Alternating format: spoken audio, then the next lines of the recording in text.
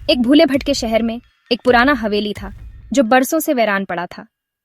लोग कहते थे कि भूत प्रेत अब भी वहां घूमते हैं, शांति की तलाश में। अब सोचो, 4 थियोस्त, लीला, जेसन, एम्मा और बेन हवेली के दरवाजे पर खड़े हैं। उनके टॉर्च की रोशनी मुश्किल से अंधेरे में थैक रही है।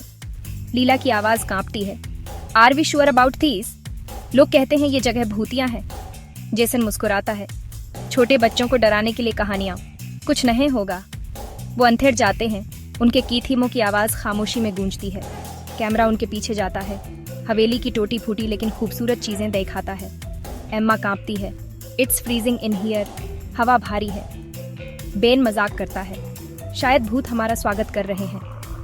अचानक उन्हें एक धीमी आवाज सुनाई देती है, बड़ी मुश्किल से, जाओ अभी। वो रुक जाते हैं, चारों तरफ देखते हैं। लीला का टॉर्च टिमटिमाता है और परछाई हिलने लगती हैं। Did you hear that? Leela धीरे से पूछती है। जेसन शांत रहने की कोशिश करता है, बस हवा है, चलो आगे बढ़ते हैं। वे एक बड़ी सीढ़ी पर पहुंचते हैं जो ऊपर की मंजिल तक जाती है।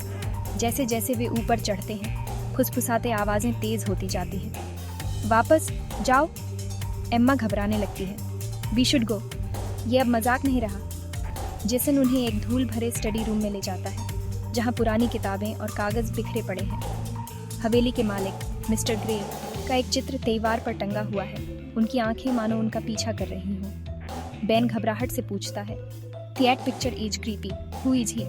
जेसन एक किताब से पढ़ता है, मिस्टर ग्रे वो आखिरी मालिक थे, रहस्यमय तरीके से मर गए। कुछ लोग कहते हैं कि उनकी आत्मा यहाँ भटकती है। अचानक उनके पीछे दरवाजा बंद हो जाता है।